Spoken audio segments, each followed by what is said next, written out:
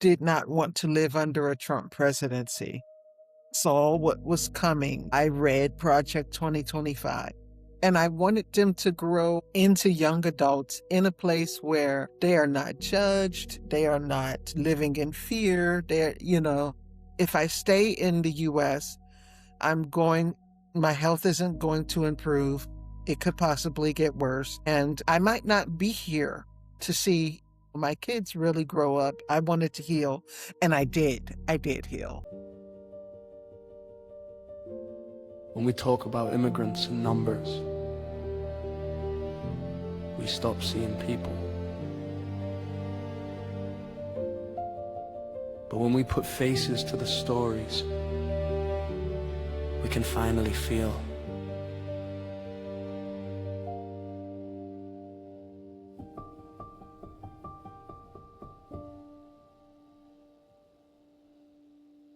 Hi, Yves.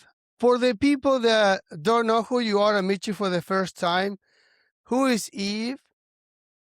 Okay, well, I'm Eve. I go by the name Dr. Eve. I am a doctor of education, and I am an expat. I use the term expat in Panama from the US, and I am here with my two young adult or teenage children. Cool. Expat is such a controversial word. I've been interviewing, It people is. left and right from different countries. And, it's interesting that this American family is moving to Portugal. And I saw this on TikTok. And someone comment, when you come to Portugal, do not use the word expat. Just say you're an immigrant, right? So it's a little bit controversial. To me, it doesn't affect me, what people, what they want to use. But some people take it a little bit personal. Did you experience anything like someone try to correct you about either you're an expat or an immigrant? Did you have that happen to you? Yes, yes. When I first started posting about my experiences on TikTok in Panama, a lot of Panamanians came into my comment section and they were very upset to call me that I used the term expat. And they said, no, you are an immigrant. But I did look up the definition and I actually fit more into the definition of an expat because it means someone who may be here temporarily or someone who is working. And I'm a digital nomad.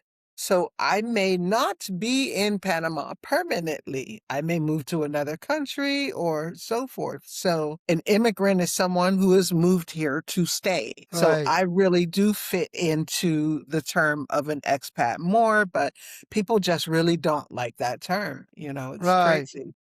So I didn't want to start the whole podcast with this question, but since you brought it up, I was okay. I'm going to ask it right now because I heard this from many people, right? They take it a little bit more personal. But do you think for the law, if you go to Panama, right, do you think the law will see you as an expat or as an immigrant? Or Definitely as an immigrant. Definitely as an immigrant. Yeah. I want to draw attention to my page and my videos. So I looked up the hashtags and expat millions more, than immigrant. So expat is the popular term that people are drawn to. I don't let things like that, affect me emotionally. And I think some people are reacting to the word expat because some personal experience, right?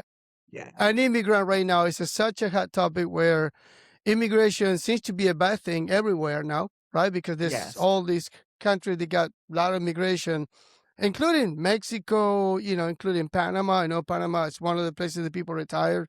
Argentina, South America, where I come from, Spain, Italy, England. There's so much immigration going to these countries. And anyways, it's just I think people are reacting emotionally, but to me it doesn't affect me at It all. It doesn't doesn't. really Yeah. matter. No.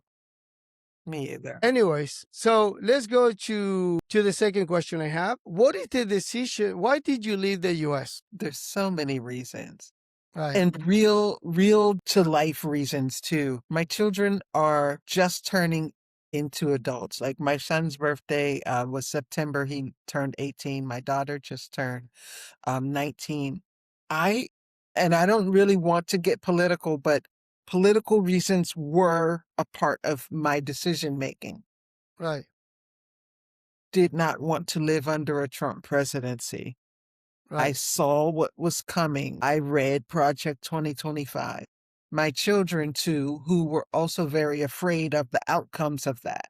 Some of the Right. things that we see happening in the US now were things that I kind of foresaw to happen. And I wanted them to grow into young adults in a place where they are not judged, they are not living in fear, So I felt it was an urgent need and I wanted to, get them to a safer place. Those are the Right. reasons for leaving the US. Also for my own health. I had open heart surgery in 2017, 2018, and then some further complications with that a few years down. And I knew that no matter how hard I tried with, a good diet and lifestyle changes, I was never going to get completely healthy living there because of the food sources. Right. And I would always be on medication. I didn't want to live the rest of my life on medication. So those were reasons for leaving, which are very different than reasons for coming to Panama specifically. So when someone's like, why did you leave? I'm like, well, why I left is very different than why I came here. But yeah, those were reasons for leaving because of the political climate and because of the health. I wanted to heal, and I did. I did heal. Hi. Good.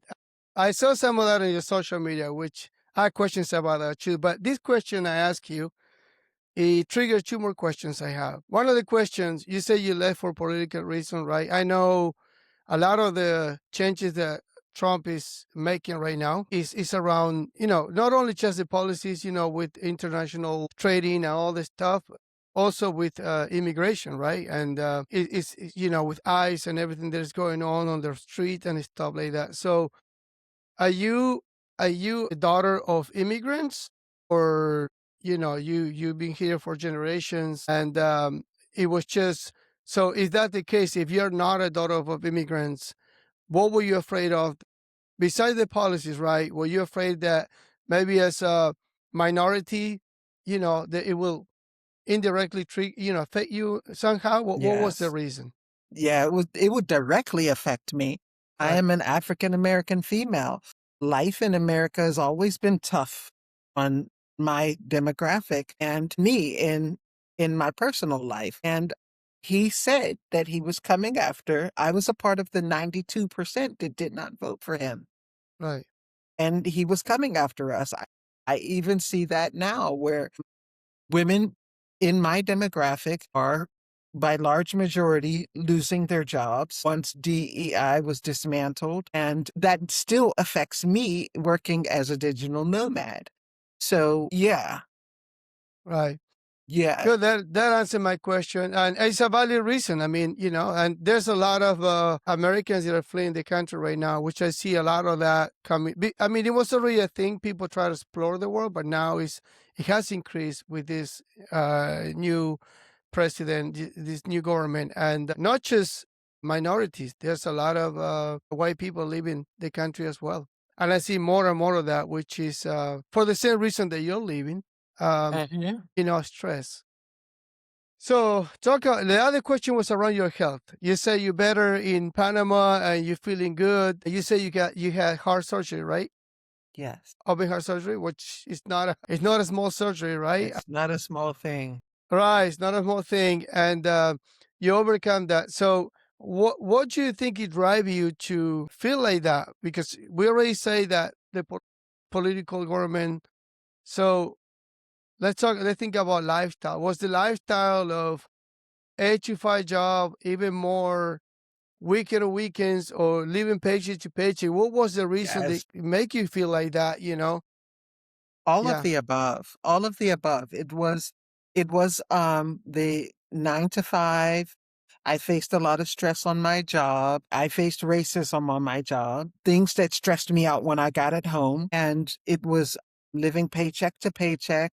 I tried for 2 or so years, like really developing myself, doing everything I could, going above and beyond to get a promotion, and it just was dead end. I'm not going to get this. I'm hitting a brick wall. I wanted a change. I was elevating myself, in terms of, you know, inner peace and building myself spiritually, but my physical world wasn't changing, and I wanted to move to an environment where my physical world matched the frequency of my internal self.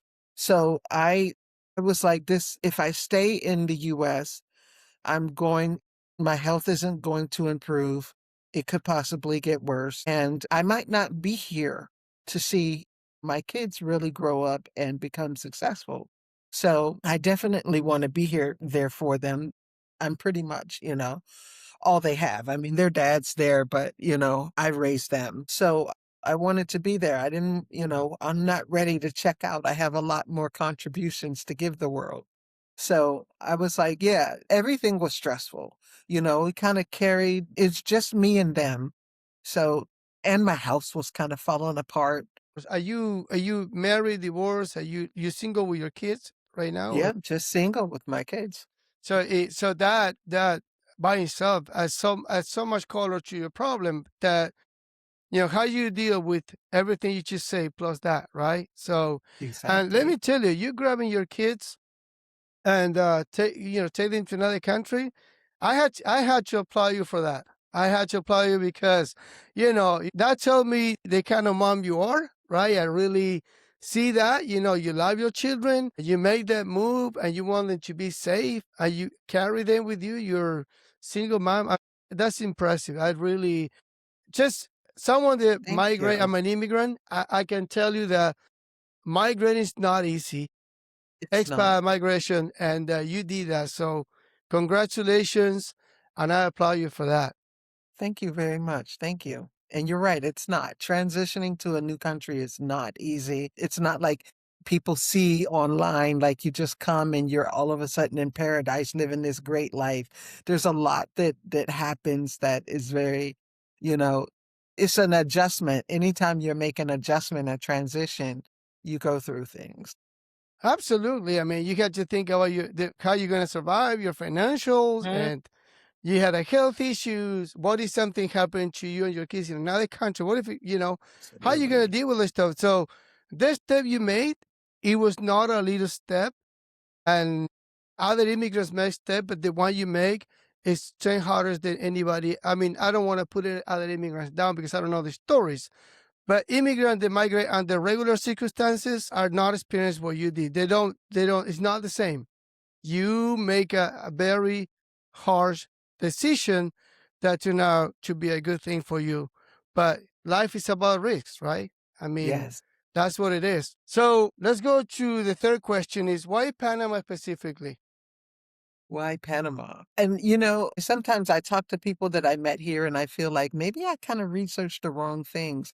But I love Panama because it's in the equator. So, we have close proximity to the sun. I learned that the people are very happy, so they're on a high frequency level. And I want to be on a high frequency level. So I want to come and be around people like that. And they are very happy here, very Right. nice and kind people. The food is better. I watch so many videos of other immigrants who talking about how their health improved here, and you're kind of, you're eating food farm to table. So it's definitely healthier, fresher. Right. Um, but also I felt like it would be an easy transition because to me it's kind of America adjacent. There are a lot of American influences here, and US dollar. I'm still on Eastern Standard Time, so that helps me with working online. Right. And then just like I said, it's the people attracted me, and the environment. The weather is also very great here. And I'm used to that because I've always, even in the US, I've always worked on global teams.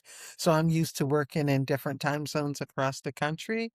But yeah, being on the same time zone that I was on helped me transition better. Right. So let's dive into my other question is first reality check. So you're in Panama. What is the first thing? Okay, this is real. This is my reality. what is the first thing that make you like, okay, this is real? This is real. When I got here, I learned that it wasn't as well, it is. It is. It just takes time.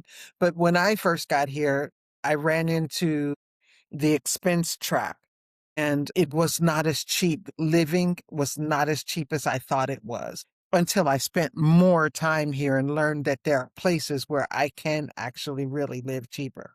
I went to the city, it was expensive, and it began to like drain my funds. Right, And I was just like, wow.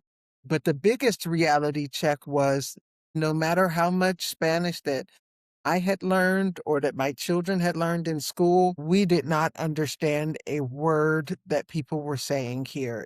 They speak so right, fast. It was very difficult. And that kind of, threw me into a panic. I was like, oh my gosh, because I thought right, I know some Spanish. I speak Spanish, but right, generally in the US we're speaking with Mexicans or right. Puerto Ricans, and it sounds different. Absolutely. Yeah. Right. Um, yeah, so cultural shock, is a real thing, and language, I mean, I know costs. I mean, if you go to an area where most people go, especially tourism, you're gonna pay American prices, but or European. But as you drive away from those areas, you're gonna find a much better life, and Yes. the food is cheaper, everything is cheaper, right? Yes. So you're also gonna be more far away from commodities, right? Because now the main city is gonna have all the fun stuff, but then as you drive away, it's not the That's same. so true. That's so true. Right. Yeah.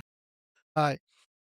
So I was gonna ask you about language, right? But yeah, it's tough. Even if I go there with my Argentinian Spanish, which is completely different that what if I talk to you in Spanish, you probably even don't understand one thing that I'm saying. And it will have that problem with me when I go there because we have different words, different uh, slang, I will say, because there's a lot of Yes. slang they use that I'm not familiar. They're not familiar with me. So, I mean, eventually we're going to understand, but there will be some things that I might catch you ask, what do you mean, And they will explain to me and then eventually understand. But that's how it is. I have another question, and I get this one out of one of your videos because I was watching. You were talking about dating in one of your Yes. videos, right? And you basically in your video were asking how hard is to date as an expat, right, in Panama. So I want to ask you, can you share some dating experience, relationship that you have? Because I think it's valid for a topic, talk about that there's a cultural shock in there. So, there's a lot of things that you experience by dating in another country. So, do you have anything you can share or, um, I have not dated any one yet, not anyone at all. And I live in a high expat area, but I would prefer to date Panamanians. They're right, very attractive people, but I don't know, I have a friend that has dated. She's dated a couple of Panamanians, and it's ideal situations for her. They speak English, so she doesn't have a language barrier. They both have car and they both work, so she had good experiences. If I do begin to date someone, is that going to put me in like the sugar mama, kind of, role where I will have to pay for everything, and fund the relationship? And are those relationships genuine, or are they really just, because they think that, we have a lot of money? Honestly, my situation here kind of defies that stereotype because I absolutely do not at the right, moment. But yeah, I would like to date. It's not an immediate goal, but I feel like no one is actually really checking for me either in right, terms of dating. I feel kind of invisible, but I might be wrong. Maybe I'm just not noticing, but no one has, but I have another friend that said she was approached in the grocery store, by someone. So maybe, it will happen. It just hasn't, the right time hasn't come. But yeah, that's something I'm open to, but Right. it's not a priority right now. So, community and trust, right? Let's talk about this topic. How did you go about building community and figuring out who to trust as an expat? And I know you brought some of that on some of your videos. So, not everybody that goes to Panama that is expat is a good person, right? That's so true. That's so true. That's such a great question. I have a lot to say on that. So I lived in two places in Panama so far. I lived in the city. When I was in the city, I was brand new to Panama, and I did not really find community there. I felt isolated and I felt alone. The positive things about living in the city is that I got to Spanish. I was immersed in it every day. So my Spanish was moving and escalating quickly to becoming fluent. Right, But like I said, it was more expensive in the city. I felt isolated. I moved out to an area now that is a high expat community. And I found a community. I found people that I feel are friends. I have neighbors on both sides of me that are American. Lots of expats in my actual subdivision. So we speak English together. We can relate on shared experiences. I met friends that are in my age group, and we bonded over time and built a support group for each other. That has been, like my saving grace here, and has really helped me. But it's not good for Spanish because I'm around English speaking, and because the it's a high expat area, they will also speak English to you in the businesses. I'm not getting as much immersion in Spanish as I used to. I right, have to really kind of force that to happen. But I have found friends and I have built a sense of community. Now, I will say this, and this is honest, my experience within this expat community is where I find people that have come here with bad intentions and are not good people. People who have come from my same country, you know?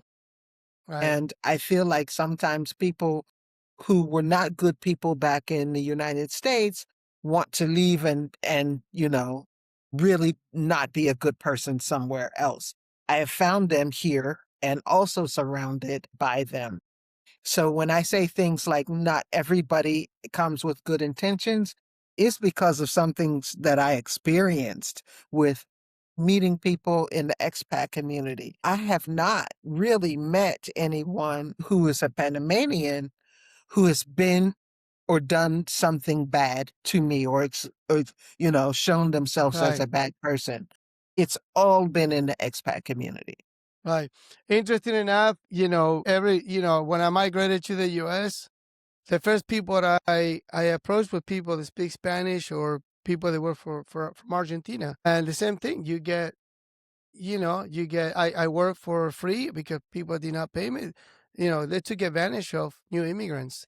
Same people that know you from your country or other Spanish speaking people. Because once you're new in a country where you don't speak the language, like it happened to me, my first instinct was to meet people like me. Yes. And that cost me. And I had to learn Yes. that there's bad people waiting for you to get here and open arms. Those are the first one they're gonna try to give you, hey, how you doing? Welcome arms and stuff like that. But then they got second thoughts about you. They have bad intentions. That's so true. So not different than what you experienced there. It happened to any other country you migrate. That's basically what happened. So that's the reality. And unfortunately, those people make all immigrants look bad, right? Because They do. yeah. So we They have them do. in the U.S. They have it in Spain. They have it in Panama, everywhere. And then the locals generalize, but it's not everybody. There's a Yeah. few bad apples, and unfortunately, yeah. I yeah. That so. Let's go into personal growth. How has living in Panama changed you as a person compared to who you were in the U.S.? Well, absolutely. Let's talk about the physical first. I absolutely improved my health. a lot of the health issues that I was facing, I'm not taking any medications anymore. I used to talk and breathe very heavy. I had shortness of breath, and you don't hear that anymore. I actually teach a deep breathing class.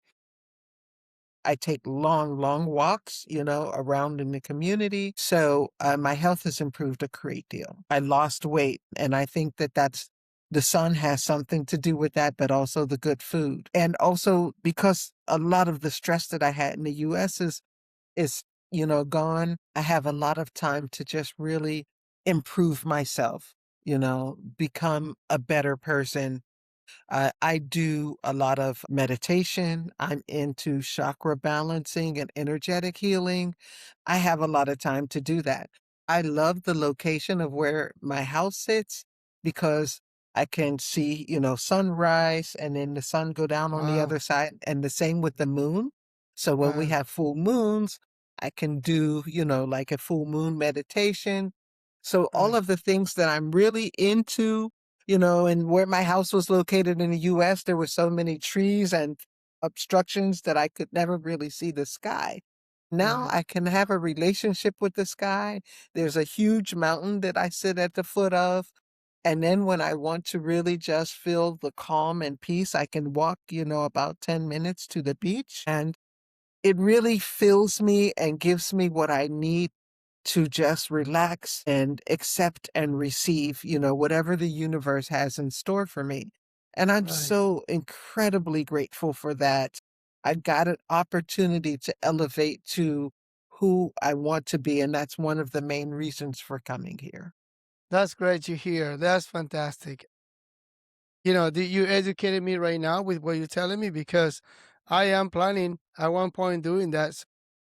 I have a 2 3 year plan that I'm working on. I don't know where it's gonna be. I don't know where we're going, but we definitely going somewhere. Because of these questions, there's another question that just born with me is about your kids, right? Because how are they adapting, right? Are they happy or they're angry at you? Because kids don't have the power to decide. So we decide for them, you take them somewhere. How they're dealing with that. Yeah, well, my daughter's angry. My son is happy. My daughter's angry. My son wanted to leave. My daughter says over and over, I told you I didn't want to come here. But she did want to leave the US. So I don't know. She Right. does feel safer here. I did a pulse check on them about 6 months ago, and I was like, "How are you feeling?" And they were like, 60% they want to stay, 40%, not. But they look at the news, they're aware, and they don't want to go back to the US right now. But yeah, I do have some regrets as a parent because I feel like through our transition, it has delayed their schooling. Not too much. My daughter did graduate, but my son had some extra months off from Right. being in school. So he might not graduate with his class. He's going to graduate, maybe Right. 3, 4 months or so behind because of the transition that I decided to make. And then that makes me feel guilty. But I did find a good international school for them to attend online. And when I got here, I panicked because I thought they were already online. I thought they could continue that. Things that I didn't know about, like I needed to have a VPN to keep them with an access in the US. Right. And I didn't have that. So they Wow. couldn't continue school there, and I had to scramble and find school for them. But I did find a good school, and he'll finish his final year. But yeah, I feel guilty, like, I hope that I didn't make a move too hasty to really kind of affect your education. Now my Right. daughter wants to start applying for colleges, and she doesn't know where in the world to go. She's like, normally I would, aim Right. for the US, but I don't know what to do right now. Right. So I'm like, take a break, there's no big rush. You just finished high school. Just start your search. And Right. then, we'll decide the best place. But I feel like my decision has impacted them in that way. So it does bring a bit of guilt. Right. Yeah. I mean, it's tough to be in your shoes too because you know what's best for them, but they will not understand. They're not, if they're not getting a real job, they're not working, they're not living paycheck, and all the responsibility up to you. They don't understand.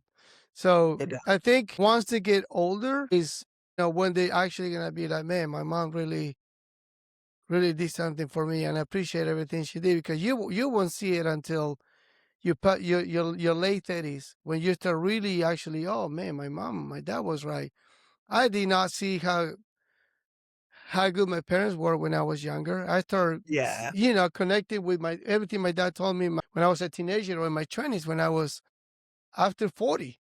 I was like, that's man, so my dad true. was right. Yeah. So I think if you sometimes we gotta make those tough choices, but I'm pretty sure you won't regret it later because at one point she's gonna come and say, Mom, thank you for doing that. And I think it's gonna be like that. I Yeah, mean, you never know, but I think so. And she might even travel, go to college in other schools.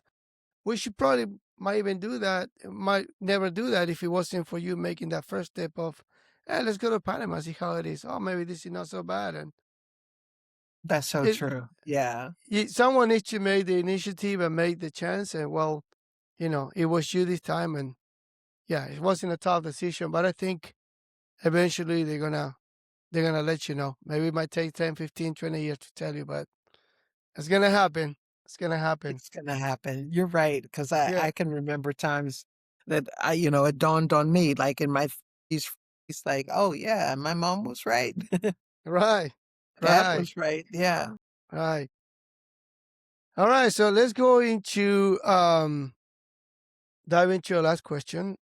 I discovered you, on social media. I saw your TikTok. So why you don't talk about your TikTok? And I think, now that I learned more about you, besides what I saw on TikTok, there's so much you can do on social media, especially for women that are single moms. Because one thing is migrating with your partner or alone, but when you have kids, you make such a sacrifice and Yes. scary sacrifice. I think you get something, that you can leverage and show, Yes. they can help you and help other moms. So talk about your social media. Okay, great. Yeah, I had saw so many videos when I came, before I moved here and then when I got here, different people, like you said, often couples that do like what life is like in Panama. And I wanted to do something just a little different. Instead of giving them information on how much it costs, where you can buy. First of all, I don't want anyone to say, well, Eve told me to do this and it turned out bad. I just simply want to share my real life experiences, my thoughts, and my opinion. So I call it my expat opinion. And, sometimes I might just be talking about things just as light as, the cookies. That's one of my first videos that I don't really like their cookies. At that time, I didn't really realize that my body was transitioning from the high counts of sugar that we have in the US and they don't have in the products here in Panama. So when I eat the cookie, I'm like, why does this taste so different? It's because it's not Right. as sweet. But, it could also just be, some wonderful things too, like places that I've gone. But I like to just be very real, very honest about what I'm sharing and give people some information that they can use, like, like real cost of things, like the cost of the air conditioners to keep cool, or the fact that a lot of the roads are really full of potholes. Like I Right. live on a road leading down to the beach that it can get very bad to travel on, Right. especially if it rains. So like things like the infrastructure or, if I go shopping. So I just kind of share things that are personal to me and my experiences here. And in that way, that people who are still in the US or whatever their home countries are, they can, get a better understanding of what real life is like rather than me just giving them information, which some Right. might find useful and some might not. I'm Right. just sharing my life experiences, and that's something that they can really learn from and then say, okay, make an informed decision. I think there's that's very powerful. I think there's a lot of opportunities there because I interview a lot of people that migrated because they're some of them, like I said, political reason they were afraid. Some of them left because they were illegal, and with the new government, they didn't want to stay here. Some of them migrated because they were deported, right? So, and these are people that were married to Americans, and they all migrated together, and they left, and they'll have a story. But you're the first person that I interview. There is a single mom, right? You were not married to an immigrant, and you just left strictly for the fear of the government and everything was going on for your own reason, your health, and I think it's powerful because you know I don't think there's a lot of single mothers there thinking in the U.S. I'm going to go to another country with my two kids So alone. true. So I think you can be that light for them because you can you can give them some excitement, you can guide them, maybe making a step. It's always a risk, right? It work out for you. Migrating to another country is always a risk, but you can't let fear, stop you. And more Hmm. important is listening to people that like you, like already done it, to have some guidance so you don't make mistakes that can make things hard for you, right? That's such a good point, and thank you for that. I think I'm gonna take your advice. I didn't really look at it from that angle, but you're right. Even here, there are not a lot of single moms. Even in this large expat community that I live in, I don't see many single moms at all. Right, So, yeah, most people come with their if, they're women, they come with their partner or their children are grown and they've come by right. themselves. But look, Eve, I don't have more questions. It was fun to have you. Great story, right? A woman of courage, a woman that dreams big and doesn't have any fear. Is what I learned today. I think you can motivate a lot of other women that are in the same situation. Thank you for your time and for letting me learn about you today and have you on my podcast. Thank you, and thank you for inviting me. I really enjoyed our conversation. Thank you.